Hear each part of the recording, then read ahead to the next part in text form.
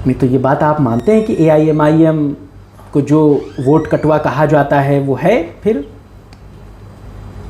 अब वोट कटवा तो मैं समझता हूँ कि पूरे हिंदुस्तान में सभी को कहा जा रहा है।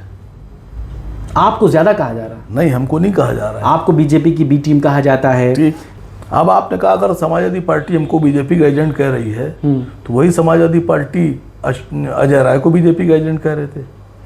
वही समाजवादी पार्टी कमलनाथ को अखिलेश जी बीजेपी का एजेंट कह रहे थे ना। उन्हीं समाजवादी पार्टी के अखिलेश जी ने मायावती जी को बीजेपी का एजेंट कहा। इसी कांग्रेस ने जो आज 2024 में साथ रहे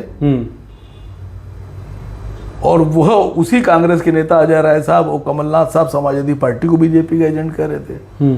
उन्हीं अजय राय साहब ने कहा कि कांग्रेस उत्तराखंड में चुनाव इसलिए हार गई कि बीजेपी के लिए अखिलेश जी चुनाव में मैदान में थे।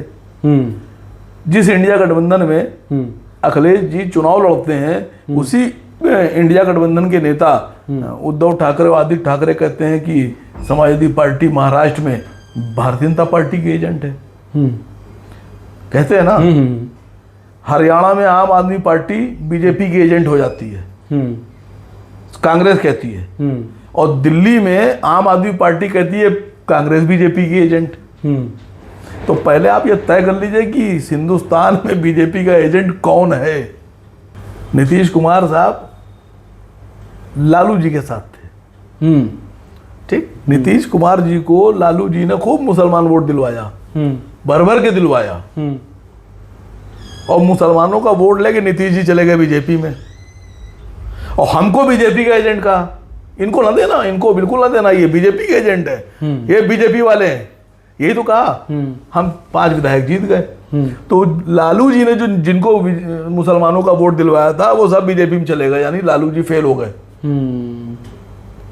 यानी उनकी राजनीति फेल हो गई लालू जी की। और लालू जी और तेजस्वी जी हमको बीजेपी का एजेंट कह रहे थे। हमारे सारे विधायक किसके काम आए? राजद के।